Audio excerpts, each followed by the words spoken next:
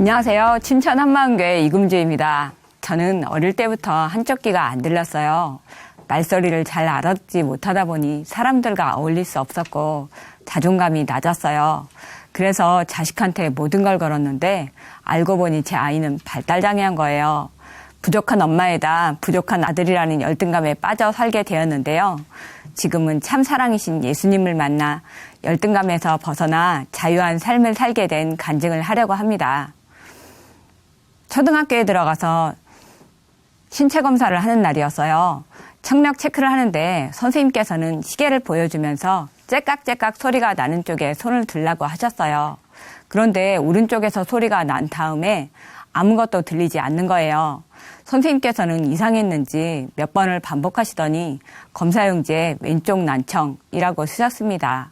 자리에 돌아 앉았는데 아이들 몇 명이 몰려와서는 너 한쪽 귀 안 들려? 하는 거예요. 그럼 넌 들려? 하고 되물었죠. 저는 그제서야 다른 사람들은 다 양쪽으로 듣는다는 걸 알게 되었습니다. 집에 와서 엄마께 어떻게 된 건지 물어보았더니 제가 젖먹이 때 고열에 시달리고 나서 못 듣게 되었다고 하셨어요. 감기를 심하게 앓았는데 중이염이 생기면서 귀에 신경이 손상됐다고요. 치료하려고 했지만 병원에서 어떻게 할 방법이 없다고 해서 그냥 그대로 두었다고 하셨습니다. 저는 차가 뒤에서 와도 잘 모를 때가 있어요. 전화도 오른쪽으로만 듣고 누가 왼쪽에서 말을 하면 잘 안 들리니까 얼굴을 들이대게 돼요.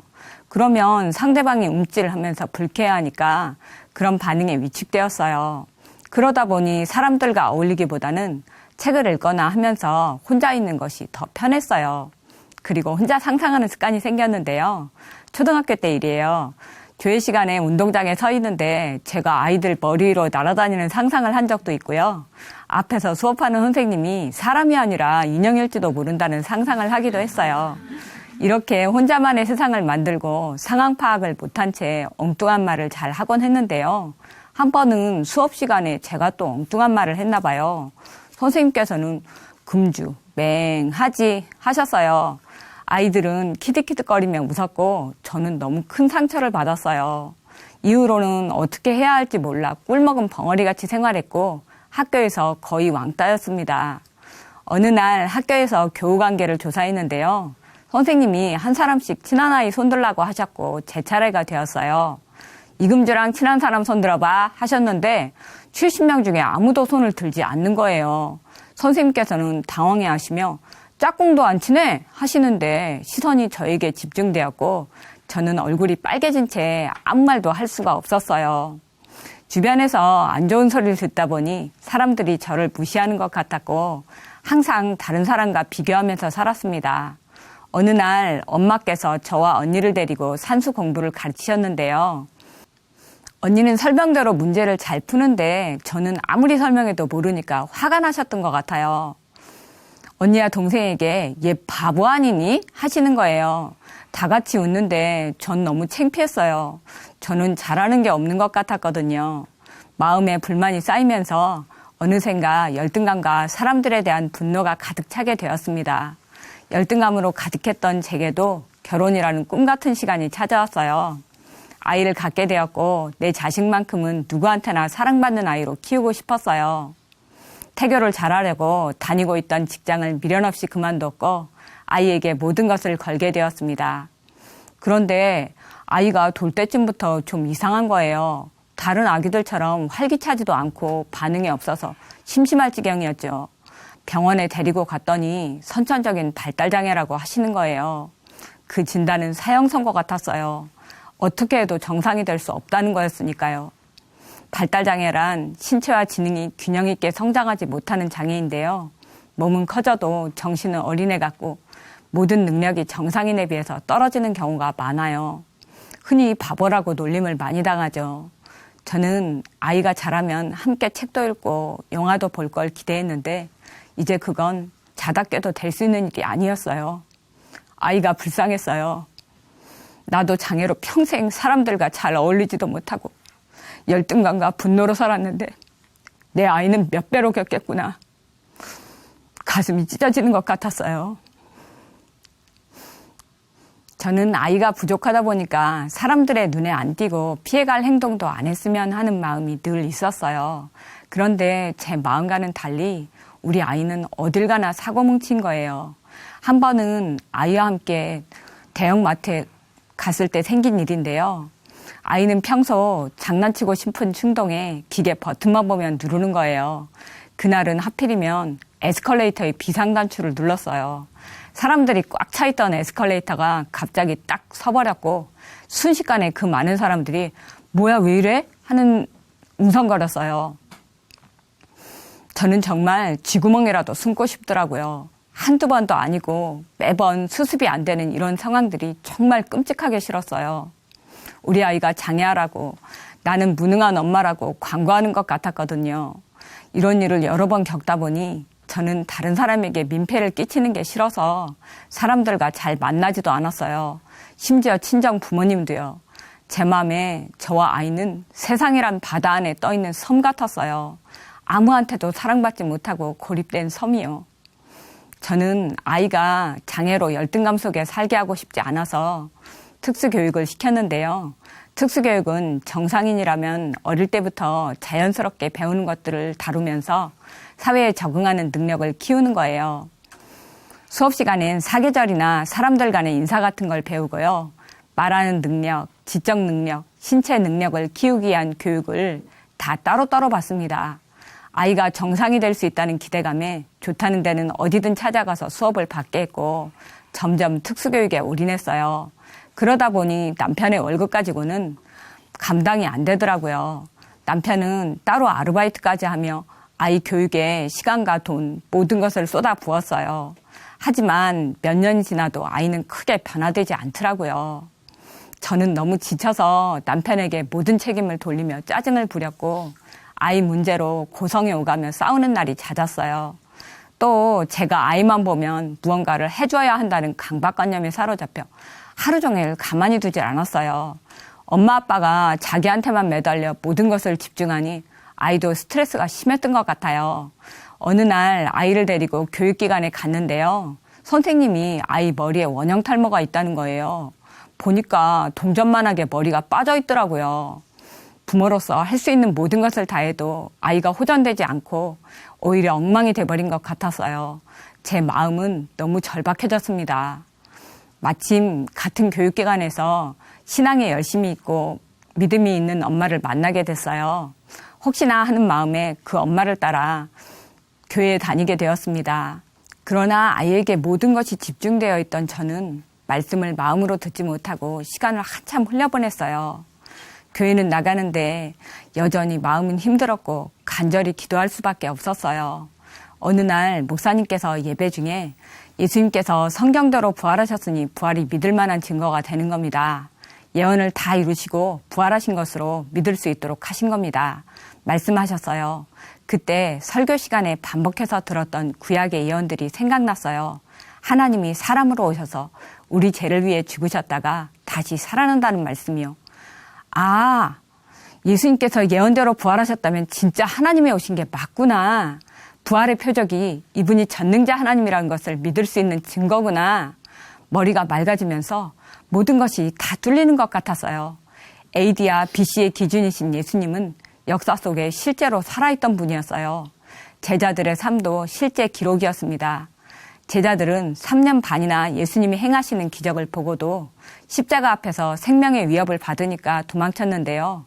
부활을 본 후에는 예수님이 하나님이심을 전파하다가 순교한 거예요. 제자들은 예언 그대로 썩지 않는 몸으로 부활하신 예수님을 보고 만진 증인이었어요. 예수님이 바로 천지를 만드신 창조주 하나님이시고 성경 말씀이 다 진짜구나. 예수님은 진짜 나를 위해 죽으시고 부활하신 나의 하나님이셨던 거예요. 지금 하나님 보좌 우편에 계셔서 만물을 통치하시는 하나님이요. 하나님이 사람으로 오셔서 십자가를 지신 거였어요. 제 마음에 영화 패션 오브 크라이스트의 한 장면이 떠올랐어요. 예수님께서 십자가를 지시기 위해 기어가시는 모습이요. 보통 사람 같으면 채찍만 맞고도 죽었다고 하는데 예수님은 끝까지 의지를 놓지 않으시고 십자가의 길을 가셨잖아요. 예수님께서 그 십자가의 길을 끝까지 참을 수밖에 없었던 이유는 그 앞에 있는 즐거움 때문이었어요. 저를 살리는 즐거움, 저와 영원히 함께하는 즐거움이요. 나를 사랑하시니까 즐거우셨구나. 예수님이 사람으로 오셔서 십자가를 지셨던 것도 부활하신 것도 엄청난 사랑이더라고요.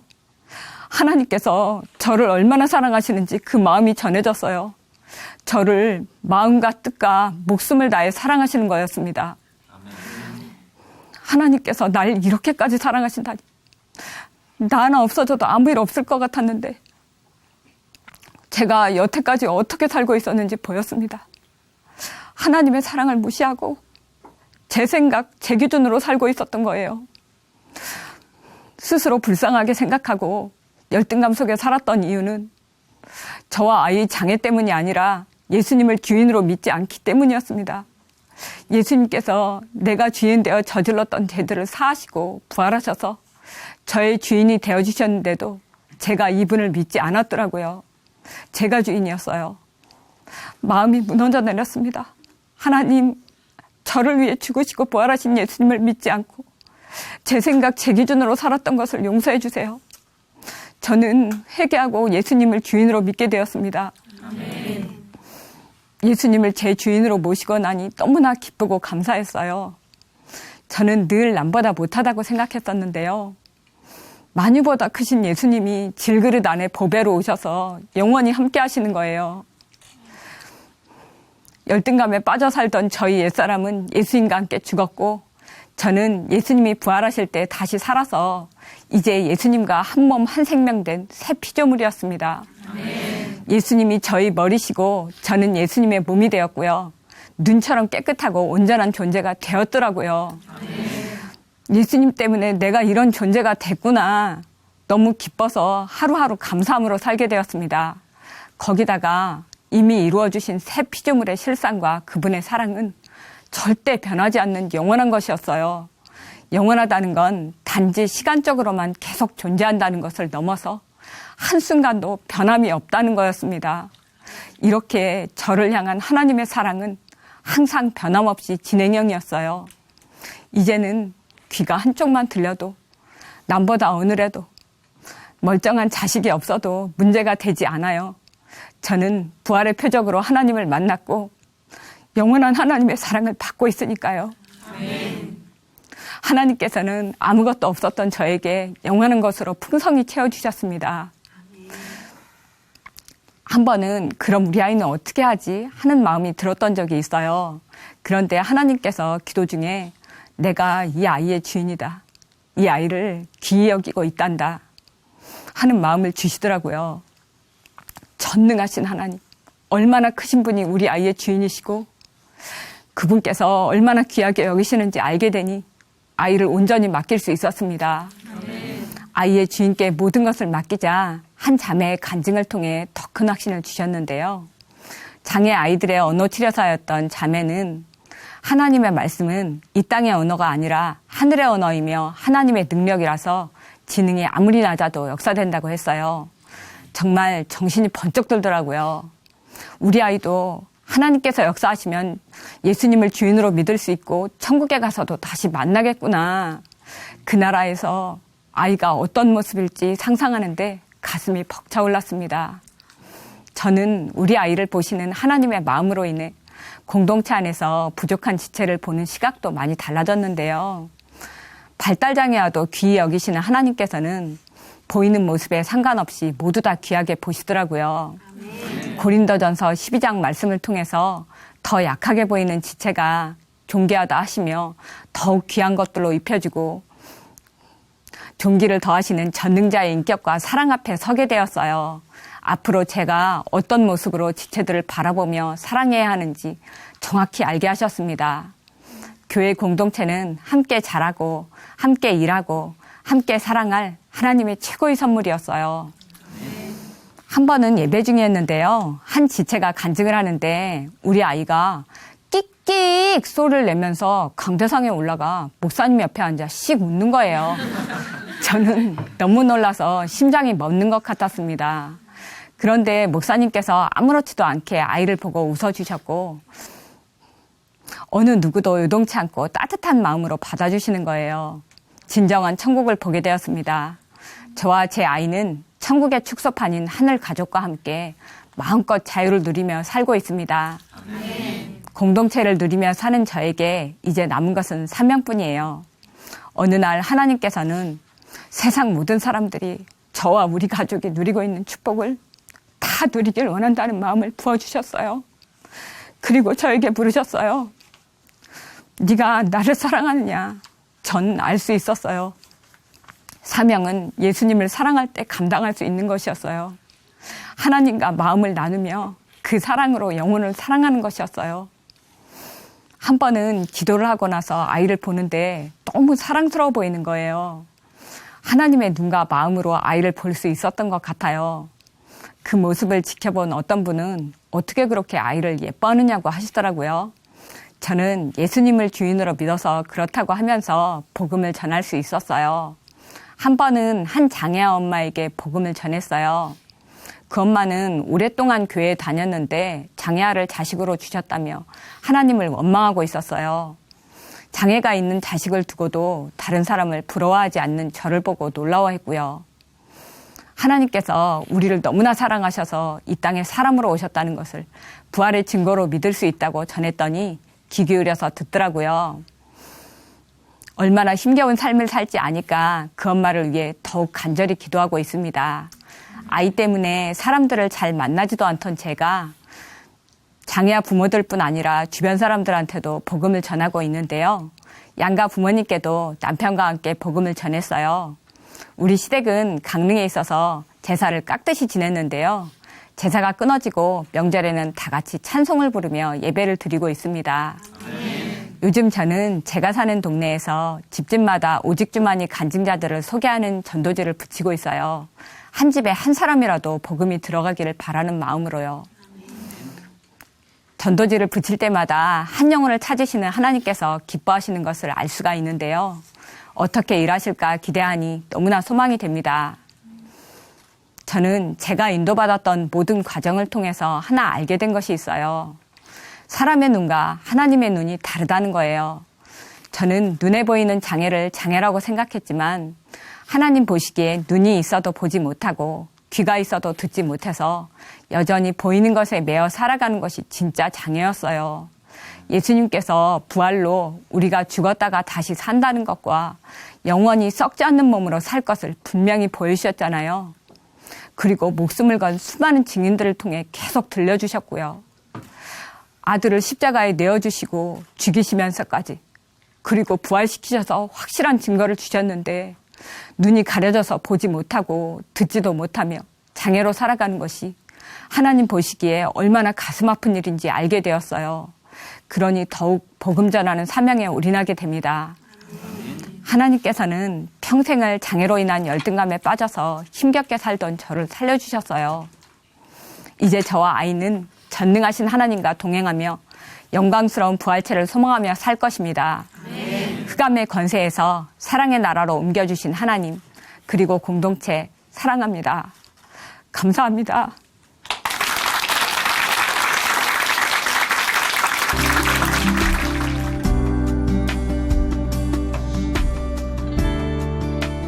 안녕하세요. 춘천 한마음교회 이미자입니다.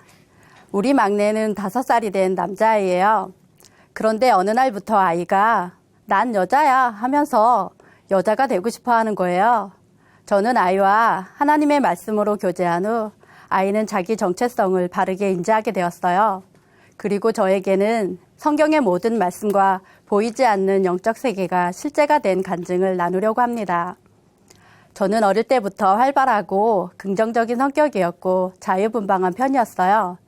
그리고 아버지께서는 남성적인 저의 성격을 보시며 남자로 태어났으면 야구선수를 시켰을 텐데 하셨죠. 그럴 때마다 저는 남자들의 세계를 동경했던 것 같아요.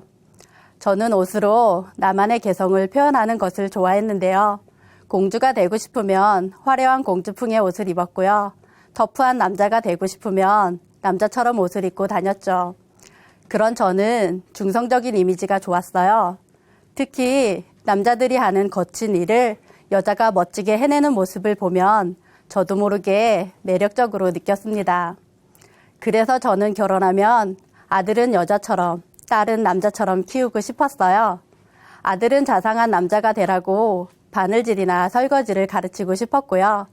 딸은 저처럼 산과 들을 뛰어다니며 씩씩하고 당당하게 키우고 싶었어요.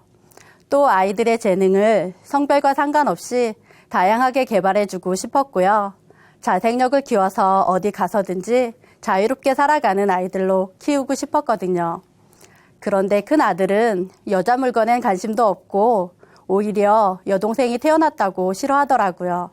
하지만 어쩌다 보니 딸 아이는 편한 바지만 입히고 짧은 머리를 해주었죠. 이 아이는 귀여운 남자아이 같다는 소리를 들으며 운동도 좋아하고 남자친구들과 주로 어울려 놀며 남자아이처럼 자랐어요. 저는 미용실을 하고 있는데요. 몇 년 전에 저희 미용실 옆에서 학습지 사무실을 운영하시는 사장님이 어느 날부턴가 매일 저희 미용실을 찾아오셨어요. 거의 1년 동안 끊임없이 저희 부부에게 예수님이 부활하셨다고 전하시는 거예요. 저희는 복음을 들으며 마음이 조금씩 열렸고 하나님의 은혜로 드디어 교회란 곳을 처음으로 다니게 되었어요. 그리고 그해 여름 수련회 때 성경대로 오신 예수님이 나의 죄를 위하여 십자가에서 죽으시고 성경대로 부활하여 하나님이심을 알게 되었어요. 그래서 저는 예수님을 위해 살고 싶다고 고백했어요. 그 후로 하나님께서 주시는 은혜와 감격으로 예배를 너무 사모하게 되었습니다. 교회를 다니면서 막내를 가졌는데요. 처음엔 너무나 어려운 환경이라 셋째가 생긴 것이 원망스러웠어요. 그러나 하나님의 깊은 뜻이 있을 거란 믿음으로 빨리 회개하였습니다. 셋째는 아주 건강한 아들이었는데요. 귀엽고 애교가 많은 사랑스러운 아이로 잘 자랐지요. 이 아이를 볼 때마다 어떠한 환경이 오더라도 원망하지 않겠다고 다짐하였고요. 아이를 통해 기쁨을 주시는 하나님께 감사했습니다. 아이는 4살이 되면서부터 말과 표현이 다른 아이들보다 빠르더라고요. 사물과 색상에 대한 인식도 형 누나 때보다 훨씬 빨랐고요. 인체에 대한 관심도 남달랐어요. 어느 날 형이 용돈을 모아 자동차 장난감을 사주었는데요. 형이 사준 자동차 장난감보다 작은 인형을 더 좋아하더라고요. 마트에 가면 아이는 남자아이들이 좋아하는 장난감보다 공주 스티커만 사달라고 했어요. 아이는 초집중하며 드레스와 액세서리 등을 붙였다 띄었다 하며 공주 스티커를 가지고 놀았어요.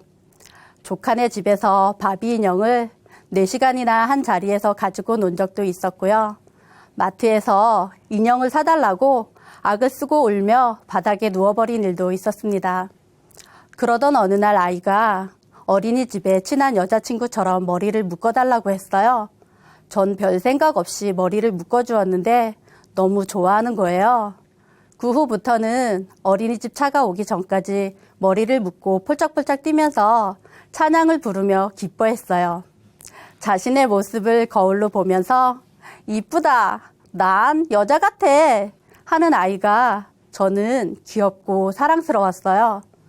그러던 어느 날부터는 아이가 난 여자야 말하더라고요. 저는 넌 남자야 라고 말하면서도 그런 아이의 모습이 너무나 깜찍하기만 했어요. 아이는 2-3벌밖에 없는 누나 원피스를 찾아 입기 시작했어요. 어린이집에 갈 때도 입으려 했지만 누나 옷이 너무 커서 입을 수 없다는 것을 아는지 금방 포기하더라고요. 그런데 어린이집에 다녀와서는 입고 있던 옷을 벗고 치마로 갈아입고 벗지 않고 그대로 자기도 했어요. 어느 날은 누나가 유치원 졸업식에 입었던 오래된 드레스를 입고 집 밖에 나가 빙빙 돌며 앉았다 일어났다를 하며 너무나 흥분하여 말했어요. 엄마, 난 여자 같지? 엄마의 눈치를 보며 너무나 좋아하는 아이에게 넌 남자야 라고 말할 수가 없더라고요. 그날은 아이가 마음에 상처를 받을 것 같았거든요. 하지만 너무 지나치다 싶어 가끔 넌 남자야 라고 말하면 난 여자야 울며 때를 쓰기도 했어요.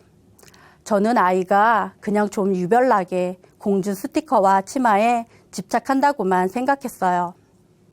저는 결혼 전에 아이들을 중성적으로 키우는 것이 아이들 정서에 좋을 것이라 생각했었기에 주변 사람들이 이쁜 딸을 남자처럼 키운다고 우려해도 제가 원하던 바라 귀담아 듣지 않았어요.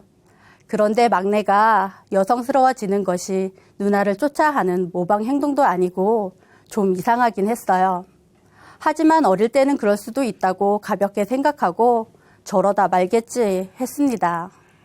그러던 어느 날부터 강대상에선 요나의 표적 밖에는 없다는 말씀이 반복적으로 선포되었어요.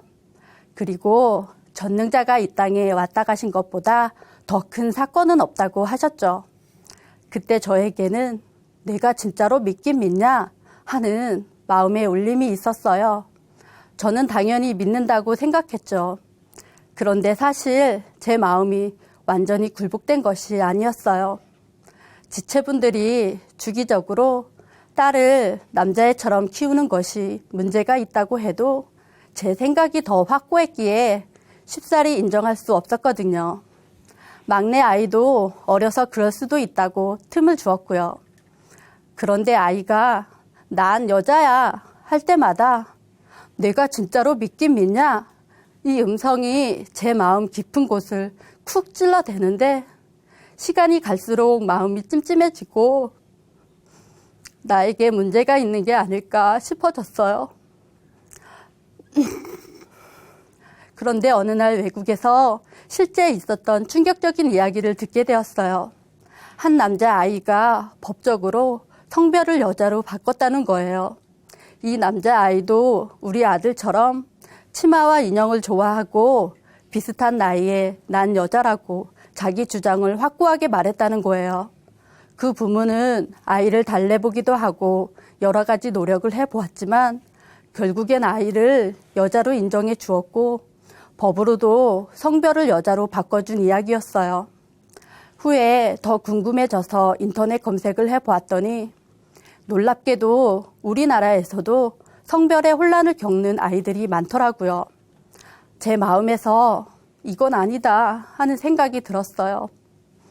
사실 보통 아이들도 사춘기가 되면 자신이 누구인지 혼란스러워 한다고 하는데 우리 아이는 거기다 성별까지 혼란스러워지면 어떡하지?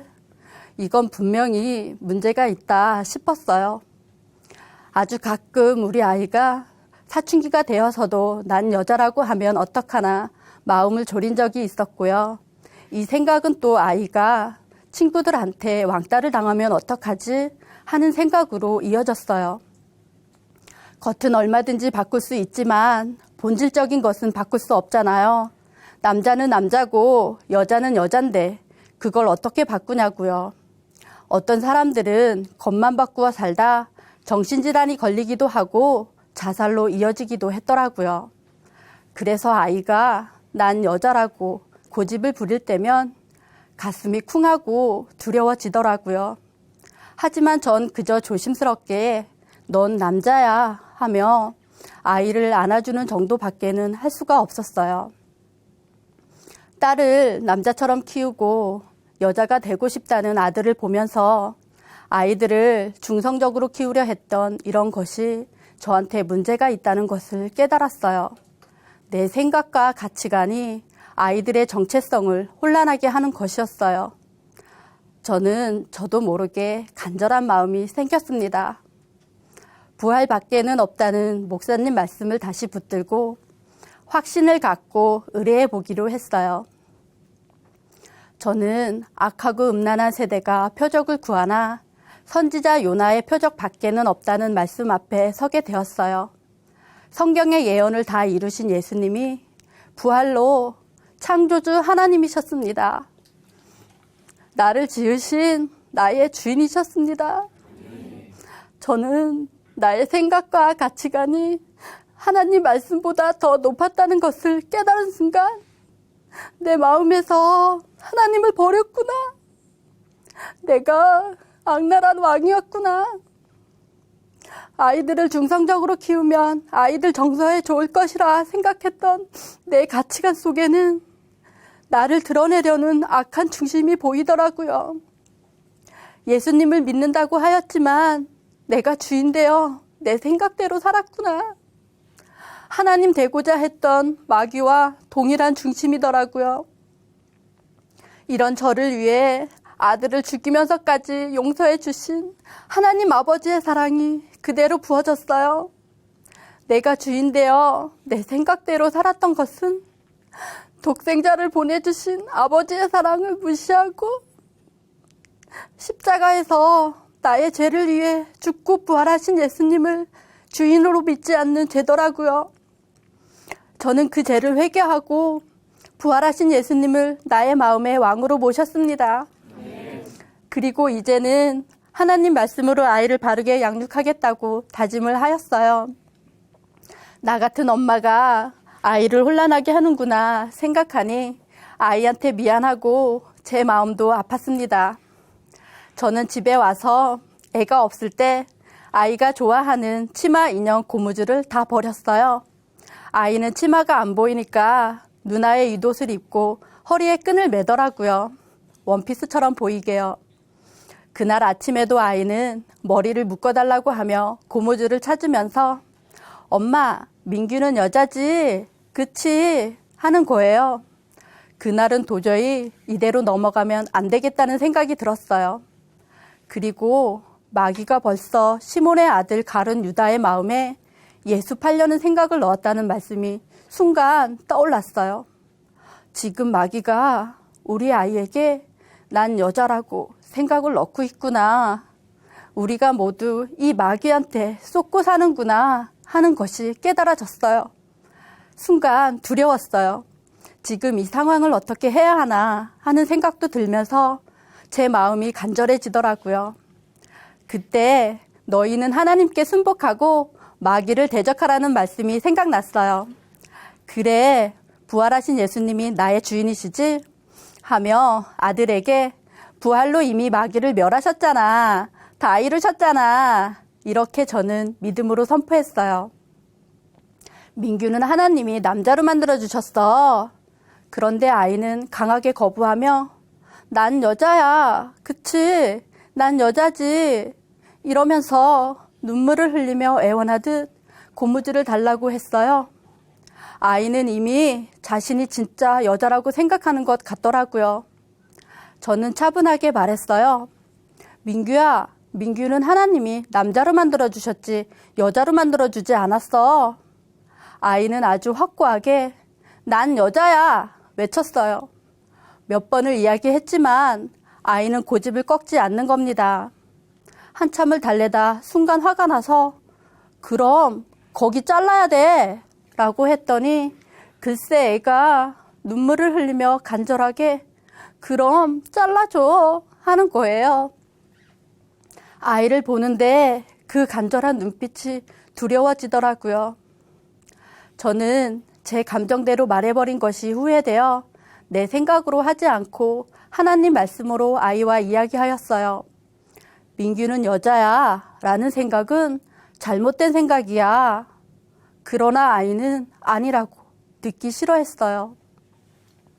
저는 다 이루시고 부활하신 예수님만 생각하며 간절하게 성령께 지혜를 구했습니다. 하나님은 남자는 남자로 만드셨고 여자는 여자로 만드셨지 남자랑 여자랑 섞어서 만들지 않았어. 남자는 여자가, 여자는 남자가 될 수 있다고 생각을 넣어주는 마귀가 있어요. 예수님의 부활로 알 수 있어요. 예수님이 부활하셔서 마귀를 밟아버렸어요. 승리하셨어요. 마음에 하나님 두기 싫어한 이제 때문에 예수님이 십자가에서 죽으셨잖아. 그리고 민규의 주인 되시려고 부활하셨어요. 그래서 부활하신 예수님을 마음의 주인으로 믿지 않는 게 죄야. 민규는 하나님 말씀을 들을 거야? 마귀가 주는 생각을 들을 거야? 아이는 그제서야 하나님 말씀을 들을 거야 라고 말했어요. 아이와 함께 난 여자야 라고 생각을 넣어주는 마귀야 떠나갈지어다 외쳤어요. 그리고 아이가 유치부에서 배워 잘 알고 있는 구호를 외쳤습니다. 전능자께서 이 땅에 오셨다 가셨다 확실한 증거를 주셨다. 부활, 예수 보혈, 예수는 나의 주. 아이에겐 기쁨이 임했어요. 그리고 아이는 자신이 남자라고 고백하였어요. 하나님 말씀을 잘 듣는 민규가 최고야 하니 아이는 시키지도 않았는데 엄지손을 내밀며 아멘 하더라고요. 아이의 마음에 평강이 임하고 제 마음에도 기쁨과 평강이 임하였습니다. 어린이집에 다녀온 아이에게 다시 물어보니 난 남자야 기쁘게 말했어요. 저는 아이와 있었던 일을 간증으로 기록하여 목사님께 보내고 공동체에 기도를 부탁했어요. 그 후로 많은 지체분들이 우리 아이한테 민규는 남자야 여자야 하고 물어보았어요. 그러면 아이는 그럴 때마다 항상 남자라고 대답했어요. 저는 너무들 물어보아 아이가 상처를 받지 않을까 했는데요. 하나님께서 지체들을 통해 확인시키시는 것 같았어요. 그 후로부터 아이는 더 밝아졌고요. 저도 기쁘고 감사했습니다. 아이는 그 후에도 누나 옷을 입으려 할 때가 있고 인형을 좋아하지만 이제는 자기 성별을 정확하게 인지합니다. 1년이 지난 지금까지도 아이는 한 번도 자기가 여자라고 말하지 않았어요. 저는 가끔 물어보아요. 민규는 여자가 되고 싶지 않니? 그러면 아이는 아니, 난 남자야. 예수님이 부활하셨어. 나의 주인이야. 아주 시원하게 말을 하지요. 이제는 자동차 장난감도 좋아하고요. 소방관 아저씨가 되고 싶다고도 합니다. 그리고 이쁜 여자랑 결혼도 할 거래요. 우리 아이는 성 정체성이 혼란한 시기에 하나님의 말씀으로 해결받게 되었어요. 전적으로 성령의 역사였습니다. 하나님께서는 부활을 통해 성경의 모든 말씀을 믿을 수 있게 해놓으셨더라고요. 저는 앞으로도 하나님 말씀에 순종하며 살겠습니다. 감사합니다.